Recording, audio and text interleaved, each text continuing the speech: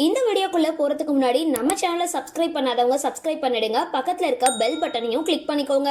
வாங்க வீடியோக்குள்ள போகலாம். விஜய் டிவில ஒளிபரப்பாகிட்டு வர மகாநதி சீரியல்ல கங்காவா நடிச்சிட்டு வர திவ்யா கணேஷ் விலகி இருக்கிறதுனால அவங்களுக்கு பதில் யார் நடிக்க போறாங்க அப்படின்னு இந்த வீடியோல பார்க்கலாம். விஜய் டிவில கடந்த ஆண்டுல இருந்து ஒளிபரப்பாகிட்டு வர சீரியல் தான் மகாநதி.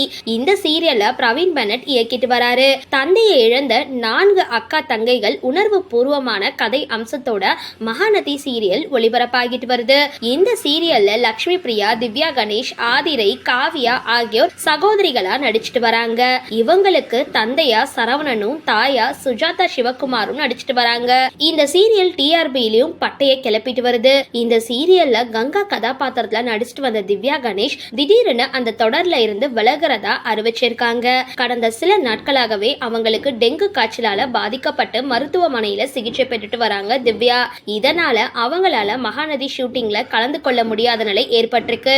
அவங்க நடிக்க வேண்டிய காட்சிகள் படமாக்கப்பட்டு வந்ததுனால வேறு வழி இல்லாம திவ்யா கணேஷ்க்கு பதிலா வேறு நடிகையை தேர்வு செஞ்சிருக்காங்க.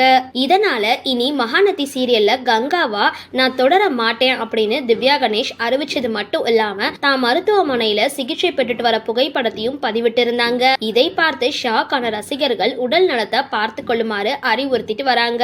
இது ஒரு புறம் இருக்க, மகாநதி சீரியல்ல திவ்யா கணேஷ் நடிச்சிட்டு வந்த கங்கா கேரக்டர்ல இனி யாரு நடிப்பாங்க அப்படின்ற எதிர்பார்ப்பும் நிலவிட்டு வருது.